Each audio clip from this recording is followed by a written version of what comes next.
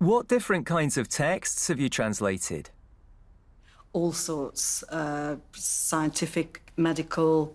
I actually, when I started translating professionally, I then decided that to do legal texts, I needed to study law because it was really difficult if you didn't know what you were doing. Whereas scientific and technical texts were easier because although the vocabulary is very specific, it wasn't that difficult to find, and the sentence structures were much simpler. Whereas legal stuff is much more complicated, I found.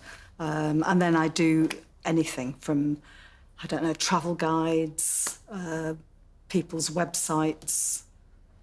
AI translation is improving very rapidly at the moment.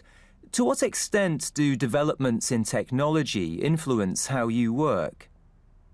Well, yeah, I mean, I think my work's fallen off a cliff. I think in the last 2 years, I'm getting a lot of machine-assisted translations, which you have to revise, but you are paid half what you would have got had you been translating it from scratch. Okay, it speeds the process up. It helps. Computer-assisted translation is useful in a way because it helps to standardise terminology. You can make sure you're using the same thing, especially if you're doing different texts over a long period of time for the same company. But you're getting paid half. And so I think that it's very demotivating. I find it demotivating as a translator. Do you think that humans doing translation is going to become completely redundant?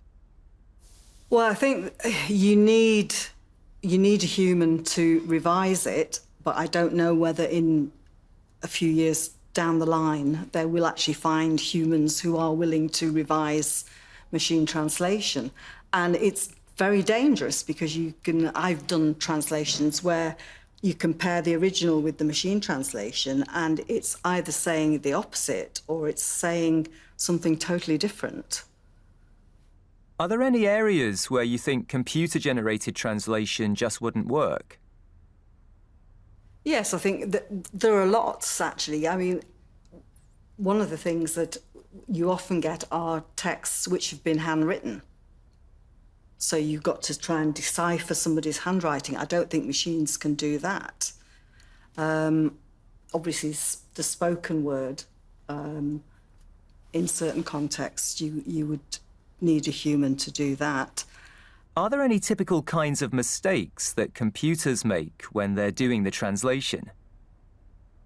Yes, I mean, I think I'm looking at it very much from the English language perspective. But if you're translating, which is a gender-neutral language, so if I say, I'm a doctor, I could be male or female. There's no clue there. If you're translating to a gendered language, then you've got to decide. And either that comes from the context or you make a choice. And the databases that we have tend to work on statistical probability, so they will choose probably a male doctor, and therefore they will continue stereotypes which are already present in the databases. And therefore, again, you need a human to control for that. Do you think that having translation apps on phones means that the younger generation are just going to stop trying to learn other languages? No, I don't think so. I think if you really want to communicate with somebody, then you will want to learn the language. If you're just travelling around the world, then an app on a phone is perfect to be able to get by in common situations. But I think if you want that human quality communication, then you need to speak the language.